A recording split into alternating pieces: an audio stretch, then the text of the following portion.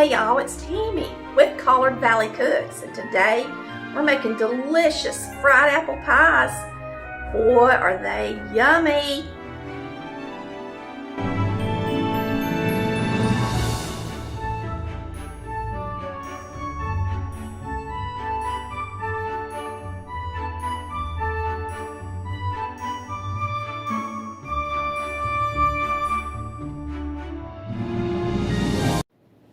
Alright, today we are making fried apple pies. Mama always used dried apples most of the time, but I got apples on sale today, buy one get one free for bags of them. So I'm going to be using some GALA apples. They're really good. They're sweet and they're tart. One of my very favorite apples to work with.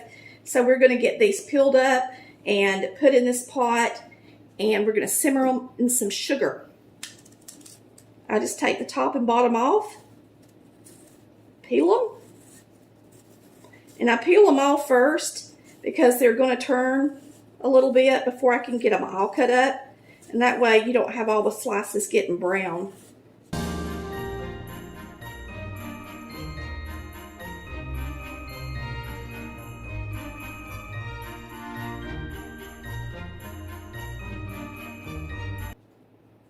This apple is sweet and tart. It's a really good cooking apple. It holds its shape really well for pies.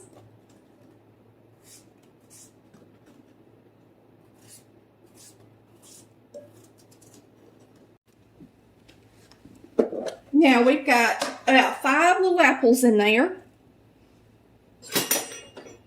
which is probably about, this is a half cup, about 3 cups maybe of apples. I'm going to get a different cup because I got that one juice on it. So I'm going to put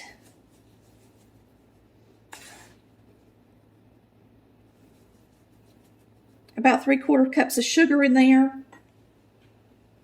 We're going to turn it on.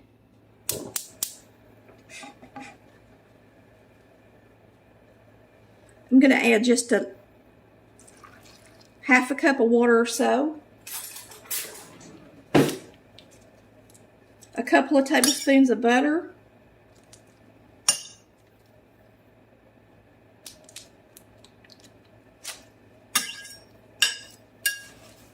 And we're going to simmer these. Now you can add cinnamon if you wish.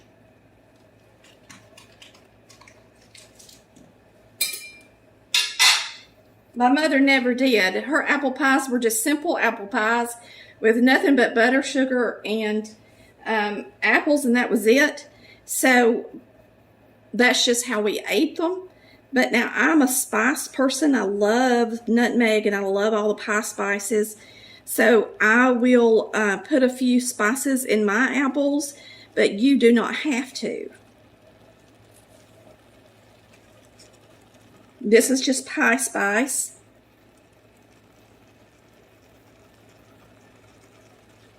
And I don't put a lot, just enough to give it a good flavor.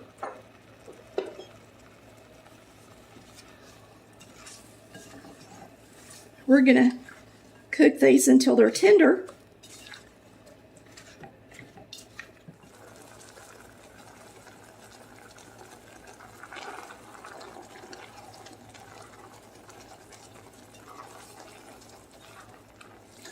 Alright, so the apples are starting to turn clear, and you still got a good bit of juice to get rid of because it's got to turn thick. So I'm going to turn it all the way up on high, and you got to watch it close because you don't want to burn them.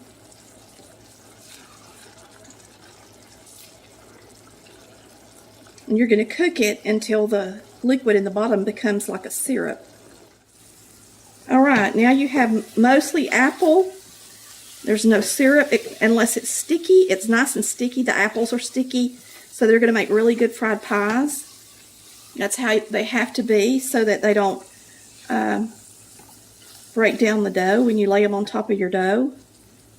They look really good. Now it's time to make the dough. Now, we love biscuit dough with our fried apple pies. It's nice and crunchy. We use the buttermilk. It gives it the amount of sour to the pie. It really, really is delicious, okay?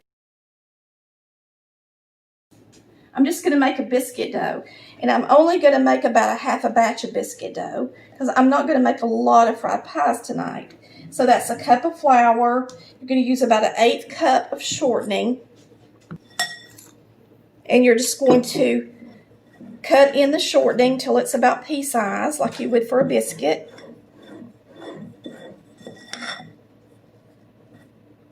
This is self-rising flour, so I don't have to add anything to it except the shortening and the buttermilk. It makes a really crunchy pie.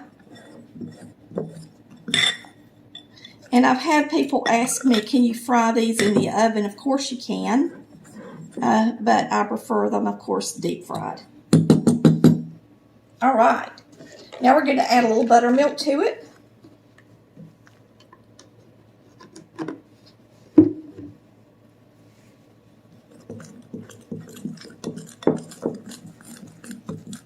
Just until blended.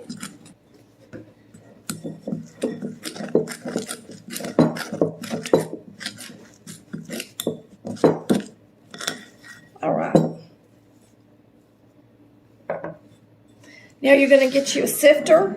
You're going to sift your surface. You're going to get your dough out on the surface.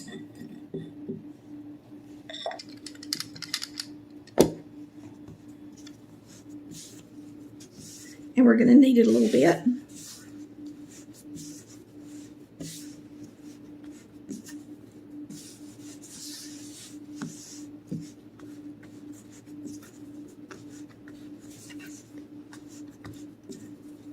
Okay.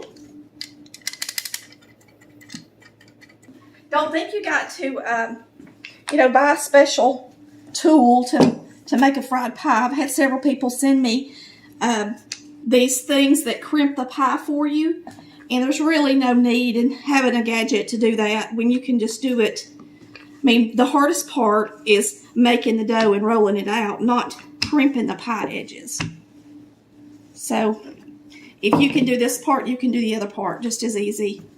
And the dough does need to have some pretty good elasticity to it, or it's just going to tear into pieces when you try to make the pie. So make sure you can kind of pick it up like that. And you need to roll it out as thin as you can, or they'll be really thick. All right, so I just take the bottom of my sifter and I cut out circles.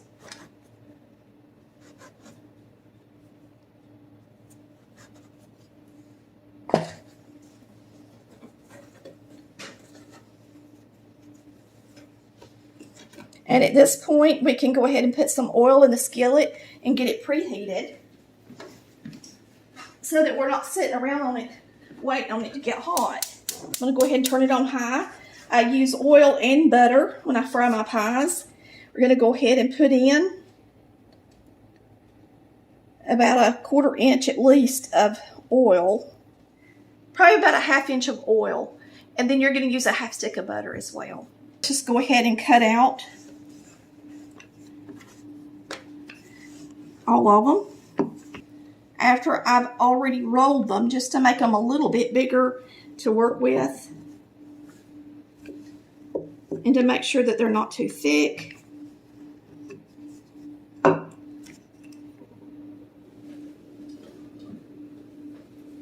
And now we're going to put about 1/8 cup of apple in each one.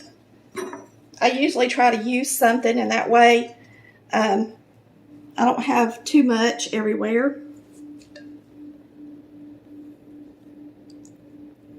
That one's got too much. I'll take some off. If you get too much, they're not going to close good.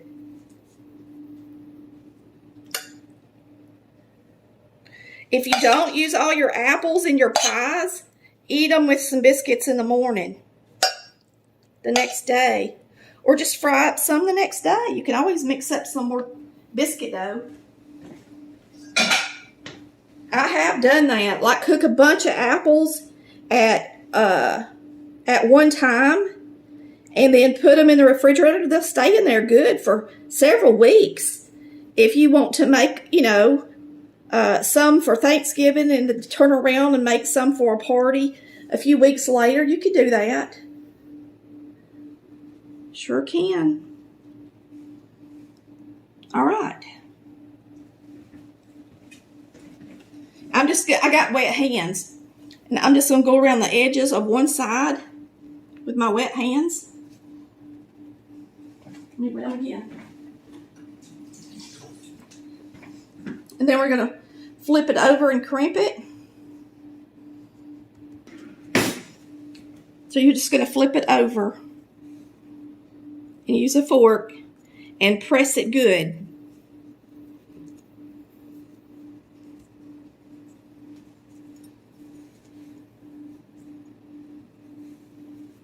Do a good job pressing it down, because if you don't, it'll open up. Try not to go all the way through and cut it in half, but press it good. And this is the part that people want to buy something to do for them. And this is not hard to do. So if you can roll it out and make the pie, you can definitely do this part.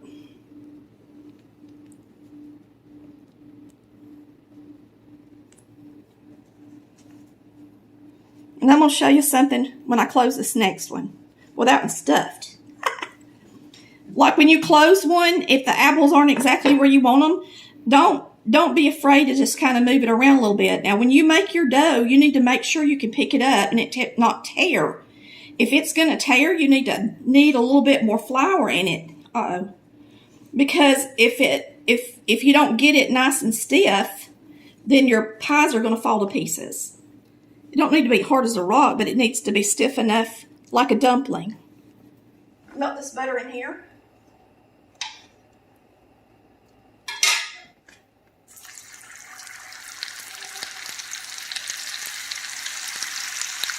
And as soon as that melts, we're going to drop some. I usually drop 3 at a time, this size.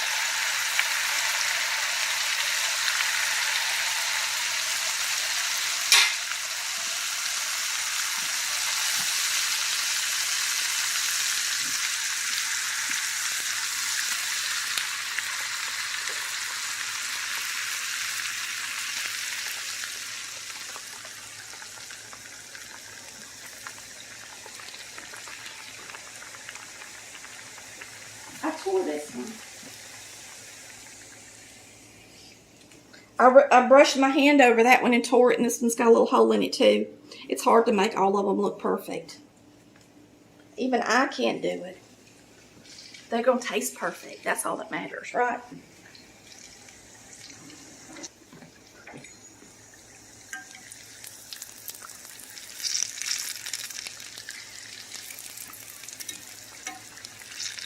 Just get them golden brown.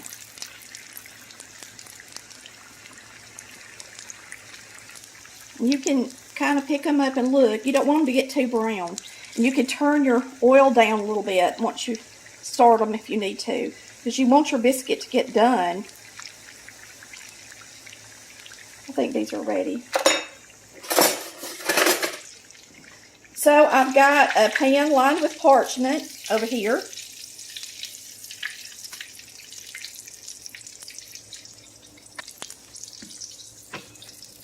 Flip them over on the pretty side.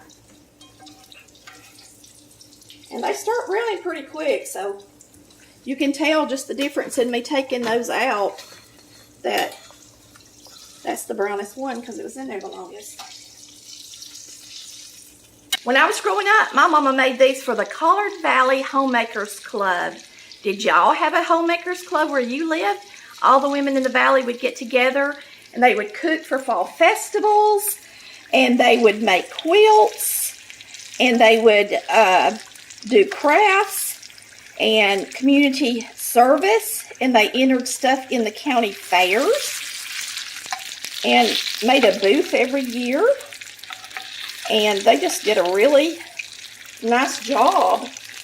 Our Collard Valley Homemakers Club was a bunch of very talented women in the valley. But Mama made these every year for Fall Festival. And Nell Casey would make her potato candy, and she would bake her pool candy, and Mama would always make fudge, and they would have chili and different things like that, and it was just a lot of fun. All right, these are ready.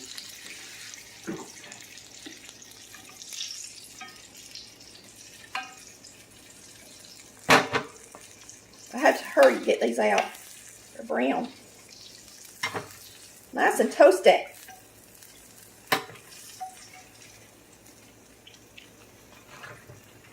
All right. Now, Mama never did it. But I like to sprinkle mine with cinnamon sugar. I'm going to leave these unsprinkled on this side, but I'm going to sprinkle all of these that are really hot with cinnamon sugar because that's how I like them. And that way, we'll have them both ways. But you got to sprinkle them while they're hot or it won't stay on there and be good. While they're still greasy. That's all there is to it. Now I will say this, if you fry apple pies, you can see how much darker the second batch is compared to the first batch. If you fry apple pies and you're making them for something like the Homemakers Club, now this is only a 1-cup biscuit recipe, and it made, if you're using the bottom of a normal sifter, it made 1, 2, 3, 4, 5, 6, 7, 8 pies. So that gives you an idea. So if you're making them and you're going to raise money, just know that there are 8 pies per 1 cup of flour. The official taste tester, Mr. Nichols, trying one without cinnamon. I guess I'll try one.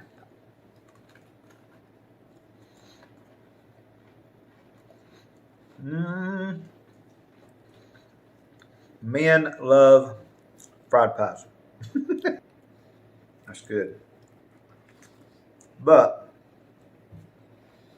the cinnamon and sugar is better. To me it is. But many people didn't grow up with the cinnamon sugar, so they really like this plain apple pie the best with that delicious feeling. It's better than McDonald's. Here goes Tammy with her taste test. Oh, she gets to taste. I'm getting the a sugar cinnamon. and cinnamon. Okay. Yeah, I got this message from a guy.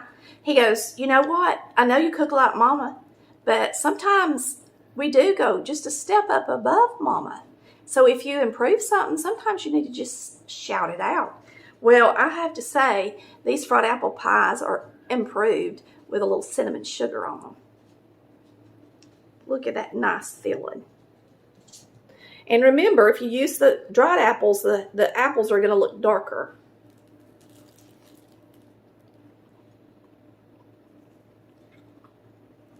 You can't get a better dessert, period. That's so good, ain't it? Mm-hmm. The best. It reminds me of being a kid when Mama would always make these in the fall for the festival. Yummy. Thanks for watching Colored Valley Cooks, where we cook like Mama did. Bye, y'all. Love ya.